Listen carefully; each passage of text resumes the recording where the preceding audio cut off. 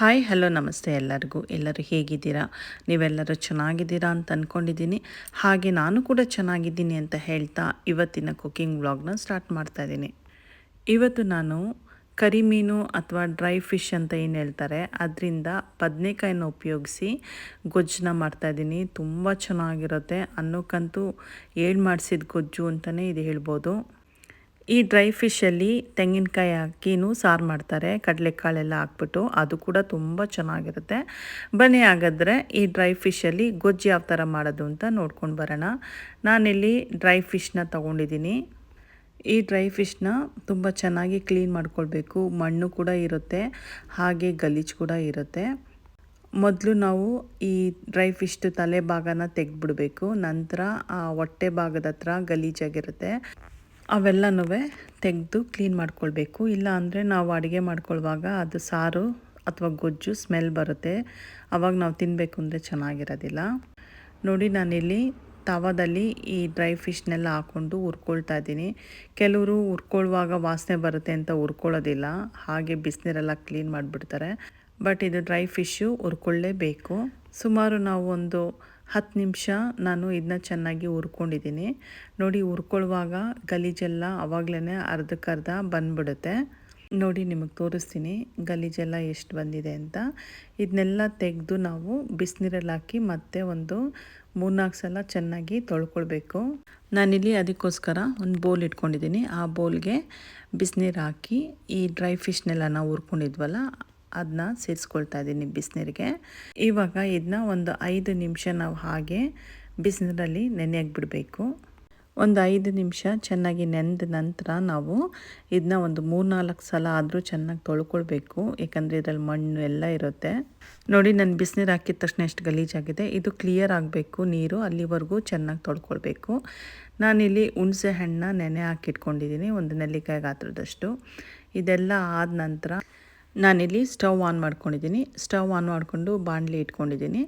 ಬಾಣಲಿಗೆ ಎಣ್ಣೆ ಹಾಕ್ಕೊಳ್ತಾ ಇದ್ದೀನಿ. ಎಣ್ಣೆ ಕಾದ ನಂತರ ನಾನಿಲ್ಲಿ 1-1.5 ಟೀ ಸ್ಪೂನಷ್ಟು ಸಾಸಿವೆ ಸೇರಿಸ್ಕೊಳ್ತಾ ಇದ್ದೀನಿ, ಅಂದರೆ ಮಸ್ಟರ್ಡ್ ಸೀಡು. ಅದಾದ ನಂತರ ಸ್ವಲ್ಪ ಮೆಂತ್ಯ ಸೇರಿಸ್ಕೊಳ್ತಾ ಇದ್ದೀನಿ. ಈ ಮೆಂತ್ಯ ಸೇರಿಸೋದ್ರಿಂದ ಆರೋಗ್ಯಕ್ಕೂ ಒಳ್ಳೆಯದು, ಹಾಗೆ ಮೀನು ಸಾರದು ಫ್ಲೇವರ್ ಕೂಡ ಬರುತ್ತೆ. ಇದಾದ ನಂತರ ನಾನು 1 ಗೆಡ್ಡೆ ಬೆಳ್ಳುಳ್ಳಿನ ಜಜ್ಜಿ ಸೇರಿಸ್ಕೊಳ್ತಾ ಇದ್ದೀನಿ. ನಂತರ ಇವೆಲ್ಲವೂ ಚೆನ್ನಾಗಿ ಫ್ರೈ ಮಾಡ್ಕೊಳ್ಬೇಕಾಗತ್ತೆ. ಬೆಳ್ಳುಳ್ಳಿ ಫ್ರೈ ಆಗ್ತಿರುವಂಗೆ ನಾನಿಲ್ಲಿ ಕೆಂಪು ಮೆಣಸಿನ್ಕಾಯಿ ಸೇರಿಸ್ಕೊಳ್ತಾ ಇದ್ದೀನಿ. ನೀವು ಬೇಕಂದರೆ ಹಸಿಮೆಣಸಿನ್ಕಾಯಿ ಕೂಡ ಸೇರಿಸ್ಕೊಳ್ಬೋದು. ಇದಾದ ನಂತರ ನಾನಿಲ್ಲಿ ಸಾಂಬಾರು ಈರುಳ್ಳಿನ ಸೇರಿಸ್ಕೊಳ್ತಾ ಇದ್ದೀನಿ.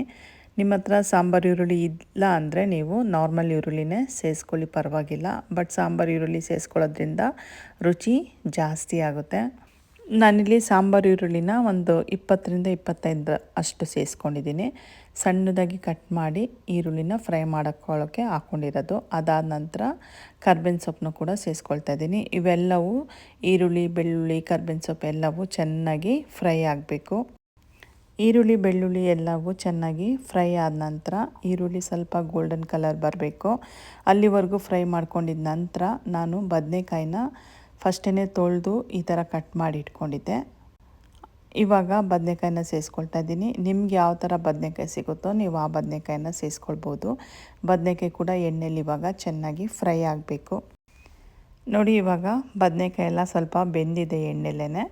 ಇವಾಗ ನಾನು ಖಾರಕ್ಕೆ ಮೆಣಸಿನ್ಕಾಯಿ ಪುಡಿ ಸೇರಿಸ್ಕೊಳ್ತಾ ಇದ್ದೀನಿ, 1 ಸ್ಪೂನಷ್ಟು. ಮೆಣಸಿನ್ಕಾಯಿ ಪುಡಿ ಸೇರಿಸ್ಕೊಂಡಿದ ನಂತರ ನಾನು ಸಾಂಬಾರು ಪುಡಿ 1 ಸ್ಪೂನಷ್ಟು ಸೇರಿಸ್ಕೊಳ್ತಾ ಇದ್ದೀನಿ. ಈ ಸಾಂಬಾರು ಪುಡಿ ಸೇರಿಸೋದ್ರಿಂದ ತುಂಬ ಈ ಗೊಜ್ಜು ಚೆನ್ನಾಗಿ ಬರುತ್ತೆ. ಅದಾದ ನಂತರ ನಾನು ಅರಿಶಿನ ಪುಡಿ ಸ್ವಲ್ಪ ಸೇರಿಸ್ಕೊಳ್ತಾ ಇದ್ದೀನಿ. ನಂತರ ಇವೆಲ್ಲವೂ ಚೆನ್ನಾಗಿ ಮಿಕ್ಸ್ ಮಾಡ್ಕೊಳ್ಬೇಕು. ನೋಡಿ, ಎಲ್ಲ ಚೆನ್ನಾಗಿ ಮಿಕ್ಸ್ ಮಾಡ್ಕೊಂಡಿದ್ದೀನಿ. ಇವಾಗ ನಾವು ರುಚಿಗೆ ತಕ್ಕಷ್ಟು ಉಪ್ಪು ಸೇರಿಸ್ಕೊಳ್ಬೇಕು. ಉಪ್ಪು ಸೇರಿಸ್ಕೊಂಡಿದ್ದ ನಂತರ ಒಂದು ಸಲ ಮತ್ತೆ ಎಲ್ಲ ನೀಟಾಗಿ ಮಿಕ್ಸ್ ಮಾಡ್ಕೊಳ್ಬೇಕು. ನಂತರ ನಾವಿಲ್ಲಿ ಹುಣಸೆ ಹುಳಿ ಸೇರಿಸ್ಕೊಳ್ಬೇಕು. ನಾವು ಆವಾಗಲೇ ಹುಣಸೆ ಹಣ್ಣು ಎತ್ತಿಟ್ಕೊಂಡಿದ್ವಲ್ಲ, ಆ ಹುಳಿನ ಇವಾಗ ಸೇರಿಸ್ಕೊಳ್ಬೇಕು. ನಿಮಗಿಲ್ಲಿ ಹುಳಿ ಜಾಸ್ತಿ ಆಯಿತು ಅನ್ನೋದಾದರೆ ಹುಳಿ ಕೂಡ ನೀವು ಕಮ್ಮಿ ಮಾಡ್ಕೊಳ್ಬೋದು ಸ್ವಲ್ಪ. ನಂತರ ಒಂದು ಸಲ ಎಲ್ಲ ನೀಟಾಗಿ ಮಿಕ್ಸ್ ಮಾಡ್ಕೊಳ್ಬೇಕು. ನಂತರ 2 ಸೈಜಿಂದು ದೊಡ್ಡ ಟೊಮೊಟೊ ಹಣ್ಣನ್ನ ತೊಗೊಂಡು ಪ್ಯೂರಿ ಮಾಡ್ಕೊಂಡಿದ್ದೆ, ಅದನ್ನ ಇವಾಗ ನಾನು ಸೇರಿಸ್ಕೊಳ್ತಾ ಇದ್ದೀನಿ. ಟೊಮೊಟೊ ಪ್ಯೂರಿ ಸೇರಿಸ್ಕೊಂಡಿದ್ದ ನಂತರ ಒಂದು ಸಲ ಎಲ್ಲ ನೀಟಾಗಿ ಮಿಕ್ಸ್ ಮಾಡ್ಕೊಳ್ಬೇಕು. ನಂತರ ಮಿಕ್ಸಿ ಜಾರಲ್ಲಿದ್ದಿದ್ದ ನೀರನ್ನ ಸ್ವಲ್ಪ ಸೇರಿಸ್ಕೊಳ್ತಾ ಇದ್ದೀನಿ. ಇದಾದ ನಂತರ ಲಿಡ್ ಕವರ್ ಮಾಡಿ ಎಣ್ಣೆ ಮೇಲ್ಗಡೆ ತೇಲ್ ಬರಬೇಕು ಅಲ್ಲಿವರೆಗೂ ನಾನು ಈ ಗ್ರೇವಿನ ಕುದಿಸ್ಕೊಳ್ತಾ ಇದ್ದೀನಿ. ಲೋ ಫ್ಲೇಮಲ್ಲೇ ಇಟ್ಕೊಂಡು ನಾವು ಈ ಗ್ರೇವಿನ ಕುದಿಸ್ಕೊಂಡ್ರೆ ಸಾಕು. ನೋಡಿ ಇವಾಗ ಎಣ್ಣೆ ಎಲ್ಲ ಮೇಲ್ಗಡೆ ತೇಲ್ತಾ ಇದೆ. ಈ ಸಮಯದಲ್ಲಿ ಒಂದ್ಸಲ ಎಲ್ಲ ನೀಟಾಗಿ ಮಿಕ್ಸ್ ಮಾಡಿಕೊಂಡು ನಾವು ಡ್ರೈ ಫಿಶ್ನ ತೊಳೆದು ಕ್ಲೀನ್ ಮಾಡಿ ಇಟ್ಕೊಂಡಿದ್ವಲ್ಲ ಅದನ್ನ ಇವಾಗ ಸೇರಿಸ್ಕೊಳ್ಬೇಕು. ಸೇರಿಸ್ಕೊಂಡಿದ ನಂತರ ಮತ್ತೆ ಎಲ್ಲ ನೀಟಾಗಿ ಮಿಕ್ಸ್ ಮಾಡ್ಕೊಳ್ಬೇಕು. ಮಿಕ್ಸ್ ಮಾಡಿಕೊಂಡು ಲಿಡ್ ಕವರ್ ಮಾಡಿ ಒಂದು 10 ನಿಮಿಷ ನಾವು ಈ ಫಿಶ್ನ ಬೇಯಿಸ್ಕೊಂಡ್ರೆ ಸಾಕಾಗುತ್ತೆ. ನೋಡಿ 10 ನಿಮಿಷ ಆಗಿದೆ. ಇವಾಗ ನಾನು ಲಿಡ್ ಓಪನ್ ಮಾಡ್ತಾಯಿದ್ದೀನಿ. ಫಿಶ್ ಎಲ್ಲ ಚೆನ್ನಾಗಿ ಬೆಂದಿದೆ. ನಿಮಗಿಲ್ಲಿ ಕಾಣಿಸ್ತಾ ಇರ್ಬೋದು ಎಣ್ಣೆ ಕೂಡ ಮೇಲ್ಗಡೆ ತೇಲ್ತಾ ಇದೆ. ಇವಾಗ ನೋಡಿ ಡ್ರೈ ಫಿಶ್ ಗೊಜ್ಜು ರೆಡಿಯಾಗಿದೆ. ನಾನು ಇದನ್ನ ಸ್ವಲ್ಪ ಗಟ್ಟಿಯಾಗೆ ಮಾಡಿಕೊಂಡೆ ಅನ್ನಕ್ಕೆ ಮಾತ್ರ ಅಂತ. ನೀವೊಂದು ಸ್ವಲ್ಪ ತೆಳುಗೆ ಮಾಡಿಕೊಂಡ್ರೆ ಮುದ್ದೆಗೆ ದೋಸೆಗೆ ತುಂಬ ಚೆನ್ನಾಗಿರುತ್ತೆ. ಶೀತ ಕೆಮ್ಮು ನೆಗಡಿ ಆಗಿರೋರಿಗೆ ಈ ರೆಸಿಪಿ ಬೆಸ್ಟ್ ರೆಸಿಪಿ ಅಂತಲೇ ಹೇಳ್ಬೋದು. ಹಾಗಿದ್ದರೆ ನಿಮಗೆ ಈ ವಿಡಿಯೋ ಇಷ್ಟ ಆಗಿದೆ ಅಂತ ಅಂದ್ಕೊತೀನಿ. ಹಂಗೆ ಇಷ್ಟ ಆಗಿದ್ದರೆ ಪ್ಲೀಸ್ ನನ್ನ ಚಾನಲ್ನ ಸಬ್ಸ್ಕ್ರೈಬ್ ಮಾಡ್ಕೊಳ್ಳಿ. ಹಾಗೆ ನನ್ನ ವಿಡಿಯೋಗೊಂದು ಲೈಕ್ ಕೊಡಿ ಮತ್ತು ಪಕ್ಕದಲ್ಲೇ ಇರೋ ಬೆಲ್ ಬಟನ್ನ ಪ್ರೆಸ್ ಮಾಡೋದನ್ನ ಮರಿಬೇಡಿ. ಆವಾಗ ನಾನು ಯಾವುದೇ ಒಂದು ಹೊಸ ವಿಡಿಯೋ ಹಾಕಿದ್ರೂ ಫಸ್ಟ್ ನೋಟಿಫಿಕೇಷನು ನಿಮಗೆ ಬಂದು ಸೇರುತ್ತೆ. ಇಲ್ಲಿವರೆಗೂ ನನ್ನ ವಿಡಿಯೋ ನೋಡೋದಕ್ಕಾಗಿ thank you and God bless you.